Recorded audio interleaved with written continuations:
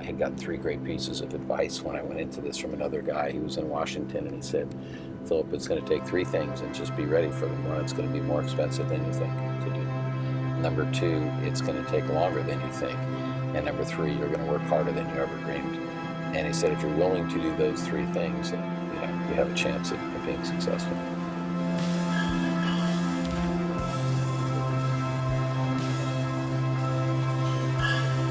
A brief history of this distillery started, I would say, really about 4 years ago. I met Mike actually through a mutual friend of ours, a guy named John Regan. John knew at the time I was looking for an investor and also, potentially somebody to help run the company. Well, he said, I have a high-energy guy who is trying to do a really unique project. He's trying to take an old ice plant and put a distillery in it. This business to me looked too complex and too regulatory driven to be of any interest to me. But after meeting Phil, his energy, his enthusiasm, and his passion really committed me to the project. Phil had gone out in the interest of building a distillery. He thought, I better find somebody that really knows what they're doing. And he found Dave Pickrell.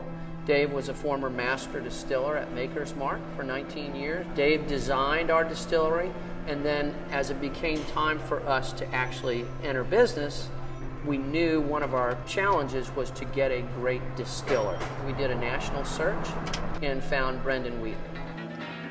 My name is Brendan Wheatley. I'm the Director of Production here at St. Augustine Distillery Co. And my job is to oversee the development of all the spirits that are made here and to monitor and track the progress through the aging process and bottling process. Prior to working here, I've been in the industry about 13 years, so total 15. It's the only thing I've ever really done for a living. I've always loved working in fermentation, and I find it really enjoyable. If you need to know what are the components that make good whiskey, you need to drink it. You need to critically smell it. You need to sit in a quiet room with a pen and very few distractions, and you need to dissect it, and you need to practice dissecting it. It does require a lot of knowledge to become a distiller, both technical and trained. Almost like we're craftsmen. We're just a high craft, almost, I guess, like a high art. It's a very technical skill set that facilitates making alcohol on an elevated level. Last week, we received some great news. The San Francisco International Spirits Competition gave us notice that our gin, which we're really proud of, our New World gin, did receive a gold medal. So it was a big deal and great news. I'll give you a brief description of the cocktail culture. What we had prior to Prohibition, gin was the dominant spirit, and there were a lot of creative cocktails made with gin. And back then, just because processed food wasn't available, most of these cocktails were made with fresh ingredients.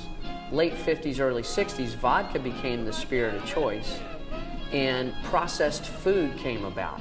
And so if you went into a bar, you had a cocktail that was made with canned juice and soda from a soda gun. And so you had bartenders that had 20 years experience, but we just call them and bartenders, Scotch and soda, Jack Daniels and Coke, not very creative. And so in the early 2000s, this cocktail culture emerged where they started making classic cocktails with fresh ingredients. So when we make our cocktails here, we make it with soda water and all the ingredients all come out fresh. So our feeling on that, and the feeling really the cocktail culture, is it's better to have one spectacular cocktail than 4 mediocre gut bombs. When we look at what are major agricultural elements in Florida, one of the critical ones for the state, and well-known ones, is the fact that sugarcane's made here. So naturally, that's something that we want to work with as a feedstock for our yeast and for our production. So rum is one of the things you can make from that, but another option would be vodka. And so we experimented with making vodka from it, and we thought it was unique and atypical, and yet really worked well with key cocktails. And so why not make it, I guess? Sometimes that's all that matters. It was there, so it should be made. Prohibition affected our industry tremendously. Prior to Prohibition, there were 3,500 distilleries in the U.S. With a stroke of a pen, they were just gone. A few, very few distilleries survived selling medicinal product. effectively what you had was organized crime and the mob, being both the manufacturer and the distribution arm for alcohol. One of the challenges that we didn't realize when we got into this was a Prohibition era law called the three-tiered system. You can manufacture liquor, you can distribute liquor, or you can retail it, but you can't do any two. Like many laws had the best of intentions. The intention was so that a single large manufacturer couldn't dominate the small retailers, but that restriction really limited the ability for a small distiller to start and make it economically feasible to run a small distillery. We're still being restricted under 85-year-old laws that say, no, you can't sell to the consumer direct. And so we have worked really hard over the last 3 years to organize a statewide association that's called the Florida Craft Distillers Guild. We've hired a lobbyist, and we have engaged our local state representatives and senators to explain to them why we should have the same rights to be able to sell our product as Florida wineries do and Florida breweries do, because that will not only create jobs for us, but it will also help us buy more agriculture from local farmers. It will increase tourism. In our case, allow us to restore a beautiful historic building and many other indirect benefits.